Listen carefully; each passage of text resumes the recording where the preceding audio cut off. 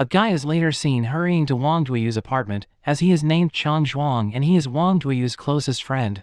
He reaches the apartment and calls out on Wang Duiyu, but he got no response, so he looked beneath the door and found him standing on a stool. Chang Zhuang thought that his friend was about committing a suicide, so he broke the door, only to find Wang Duiyu fixing a light bulb.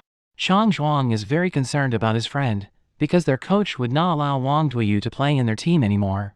He later drove Wang Duiyu to the training field, assuring him that he would not let their coach fire him, but the coach later fired them both. On their way home, they encountered a man who falsely claimed that he was hit by their car, in order to get money from them. Wang Duiyu and Chang Zhuang became more angry because of this. They raised the man and hit him on the car variously, but a girl named Xia Zhu stopped them, as she thought that the man was being bullied by them. She takes out her phone and recorded the event, and somehow, they are thrown into a police cell, but they are later bailed by Mr. Jean. Mr. Jean later reveals to them both that he is not a team owner, and the money he had previously offered Wang Duiyu was just a test. He also tells Wang Duiyu that he was going to show him something, and he should be prepared. Wang Duiyu and his friend were led by Mr. Jean to an insurance company.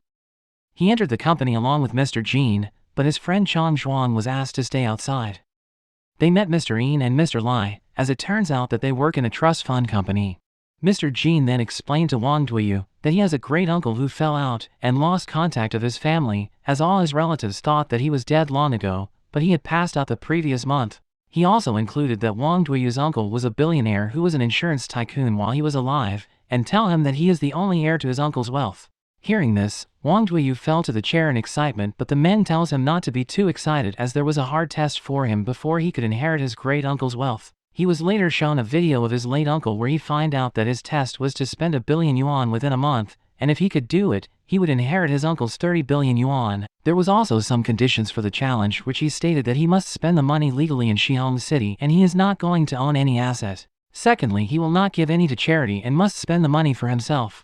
He also gave the third rule, which he stated that he was not going to get more than 100 employees as they would all provide equivalent services.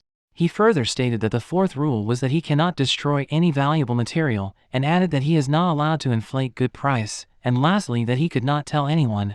He was given two choices, as his uncle had dared him to take the challenge, but if he fails he gets nothing, or go with a check worth 10 million yuan if he refuses to take the challenge.